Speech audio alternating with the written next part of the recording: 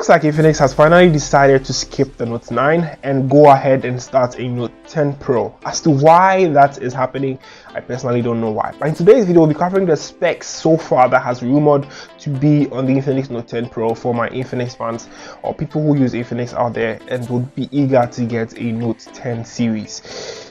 This and many more in today's video. I'm Delpy and welcome to Bytes Unlocked. Beginning with the display, the Infinix Note 10 Pro will be coming with an IPS LCD panel which will be capped at 1080p. Some other sources claim that it will be capped at 720p. Still talking about the display, it's going to come with a punch hole display with a selfie camera cutout with the camera megapixel which is still not yet discovered.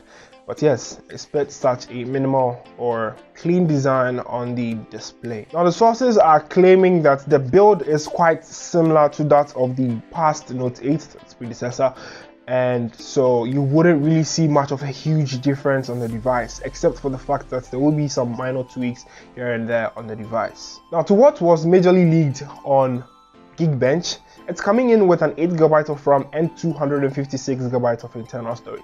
Android 11 right out of box and MediaTek's Helio processor G90T. That was the previous processor present on the Infinix Note 8.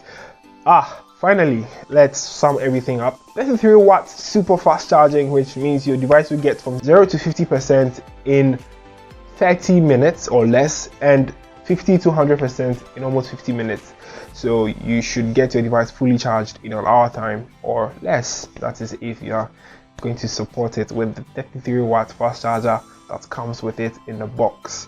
It's also going to be USB Type-C and a 5200 mAh battery capacity. At the rear side, you're going to have the cameras, which would house a quad camera setup for the Infinix device, and hopefully I should do well in the camera department. We don't have the megapixels for the rear cameras, so I believe that is it for the entire video. Once again, my advice is, if you haven't used any of these devices, any of these recent Infinix devices before, please don't base your emphasis on your past experience to trash them out for other people who can afford it, because there are people out there on the market who would want to purchase an Infinix device based on their budget, and because that's what their budgets can go for, you shouldn't trash them because you personally used an older variant which had problems for you. I'm Delpy once again. This has been it for Bytes Unlocked, and I hope to see you guys in another one. Stay safe and peace out.